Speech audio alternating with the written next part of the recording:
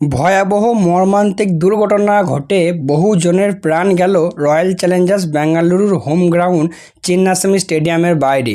Cancel করা হলো RCB টিমের বাস প্যারেড বা ভিক্টোরি প্যারেড। কিন্তু কেন এরকম এই মর্মান্তিক দুর্ঘটনা ঘটলো, কি এমন কারণ, সেই সব কিছুই এই ভিডিওতে আলোচনা করব। ভিডিওটা অবশ্যই তোমরা দেখবে, অনেক কিছু জানতে চলেছো। সো ভিডিওটা অবশ্যই দেখবে। আর এরকমই cricket related news, update, analysis video সবার আগে পাওয়ার জন্য চ্যানেলটিকে সাবস্ক্রাইব করে নেবে।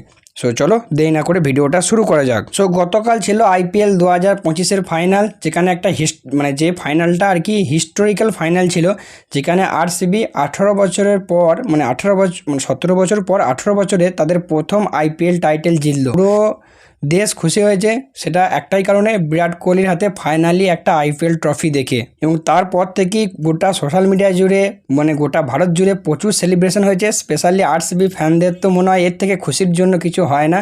তারা হয়তো লাইফ টাইমের জন্য যে আসল খুশি, সেই লাইফ টাইম খুশির খবর তারা কিন্তু কালকে পেয়েছে। এবং কালকে ফাইনাল জেতার পর রয়্যাল চ্যালেঞ্জার্স বেঙ্গালুরু কালকেই অ্যানাউন্সমেন্ট করে যে আজকে ফুল টিম ব্যাঙ্গালোরে ফিরে আসবে এবং তাদের চিন্নাস্বামী মাঠে সেলিব্রেশন হবে, অ্যানাউন্সমেন্ট হবে, আরও অনেক কিছু হবে, প্লাস ভিক্টোরি প্যারেড বা ভিক্টোরি বাস প্যারেড হবে, যেটা হবার কথা ছিল আজকে 3:30 থেকে এবং চিন্নাস্বামী মাঠ পর্যন্ত এই বাস প্যারেড বা ভিক্টোরি প্যারেড হওয়ার কথা ছিল।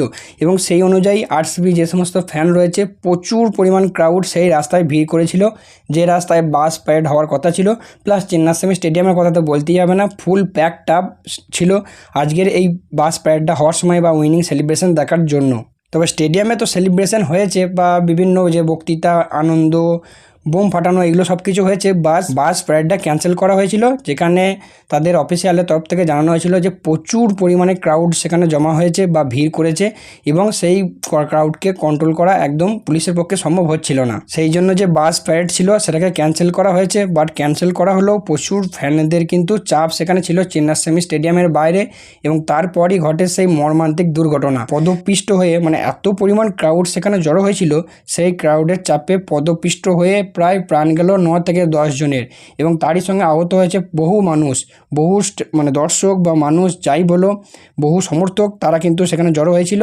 এবং সেই মানুষের ভিড়েই পদপিষ্ট হয়ে মারা গেল প্রায় 9 থেকে 10 জন মানুষ। প্লাস যেমনটা কি বললাম যে বহু জন কিন্তু আজকে আহত হয়েছে। যেখানে রিপোর্ট অনুযায়ী বলা হচ্ছে যে বেঙ্গালুরুর যে পুলিশ সিস্টেম বা প্রশাসনিক ব্যবস্থা, সেই প্রশাসনিক ব্যবস্থা খুবই খারাপ ছিল। খারাপ বলতে এটাই বলা হয়েছে যে প্রশাসন কিন্তু কন্ট্রোল করতে ব্যর্থ হয়েছে। যেখানে অন্যান্য জায়গাতেও আগে এরকম বাস প্যারেড হয়েছে, সেটা ভারত T20 ওয়ার্ল্ড কাপ জিতলে মুম্বাইয়ে বলো, বা যখন গুজরাট 2022-এ কাপ জিতে 2022-এ আমাদের KKR যখন কাপ জিতেছিল তখনও বাস প্যারেড হয়েছিল।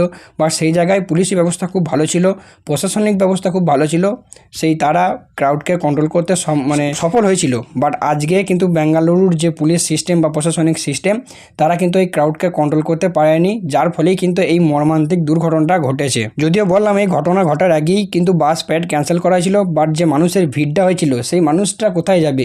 তারা যে বাস প্যারেড দেখতে পায়নি, তাই জন্য তারা চিন্নাস্বামী স্টেডিয়ামের বাইরে ভিড় করেছিল।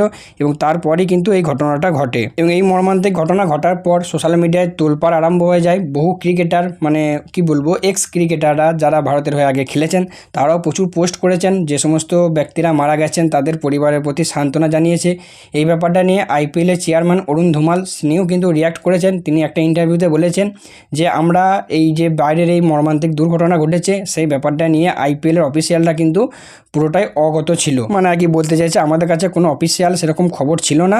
তবে কালকে আমাদের কথা হয়েছে যে বেঙ্গালুরুর যে সিস্টেম, প্রশাসনিক সিস্টেম, তাদের সঙ্গে তারা বলেছিল যে আমরা কন্ট্রোল করার চেষ্টা করব। বাট যখন তারা এই ইনফর্মটা করে যে এত পরিমাণ ক্রাউড জড়ো হয়েছে, আমরা কন্ট্রোল করতে পারছি না, তারপরেই কিন্তু এই বাস প্যারেডটা ডিসিশন নিয়ে ক্যান্সেল করা হয়।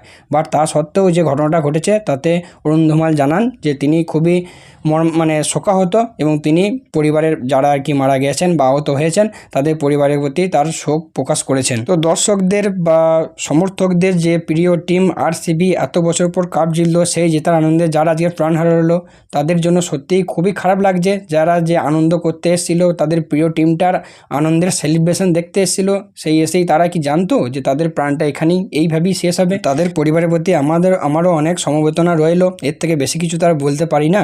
তো যাই হোক, আমি চাই আমার মতে যে বেঙ্গালুরু প্রশাসনিক সিস্টেম সেটা একটু আরও স্ট্রং করা দরকার ছিল, বা যখন তারা বুঝতে পারছিল তারা কালকেই অ্যানাউন্সমেন্টটা করা উচিত ছিল না যে এরকম আমরা কন্ট্রোল করতে পারবো না বা এরকম বাস প্যাড হবে, এরকম অ্যানাউন্সমেন্ট করা উচিত ছিল না পুরো ব্যাপারটা সিস্টেমটাকে কন্ট্রোলে না রাখা সত্ত্বেও।